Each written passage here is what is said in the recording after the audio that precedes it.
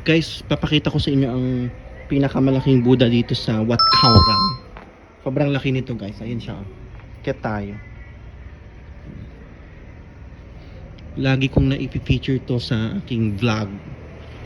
At pinapasyal ko ang aking mga kaibigan guys. Ayan si Traveling Chef. Traveling Chef, mag-hi ka naman. Ang aking kasama sa vlog. Sobrang laki nito guys. Ang ganda mamaya tayo picture. Yan, ito yung pinakamalaking Buddha dito sa area ng Phuket Town, tabi ng Wat Chira. Yan. They call it at Wat Khao Rang. Yun yung temple. And this is the bigger Buddha guys.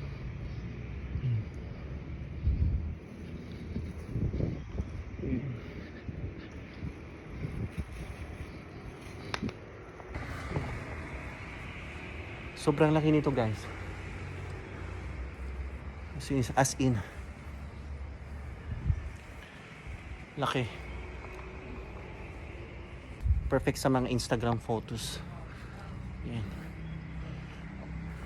Yan so Ache. Yan, anong masasabi mo sa Buddha na to guys? Ache, sis. Sa ngayon kasi sarado ang Big Buddha, right? So ito yung isang option para makapag-visit kayo sa isa sa pinakamalaking Buddha dito sa Phuket. Yan. Yung Wat Khao Rang. Yan, di ba? Tandaan niyo. Yung temple na yon. Sa gilid ng temple, dito yung pinakamalaking Buddha. Yan, so nasabi nga ni Traveling Chef na sarado ang Big Buddha.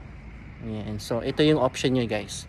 Pasyal na kayo dito sa Wat Khao Rang para makita kayo ng napakalaking Buddha. Very stunning Buddha guys. Malapit to sa Wat Chira Hospital. Rong Payaban, Wat Chira. Yeah, so I have to end my returning vlog. Oh, ganon. Returning vlog kasi ilang beses na ako nakapunta dito sa Wat Khao Rang. Yan. So, please don't forget to like, share, and subscribe my social media page, Feeling Thailander, my Facebook, TikTok, Instagram, and my YouTube channel. It's Feeling Thailander with the Traveling Chef. Please guys, don't forget to support the Traveling Chef, my friend, Friendship Forever. Carol, I love you sis. Friendship forever kahit anong mangyari. Dito kami sa mismong Wat Khao Rang, Phuket, Thailand. Bye! Bye ka na, Che. Bye!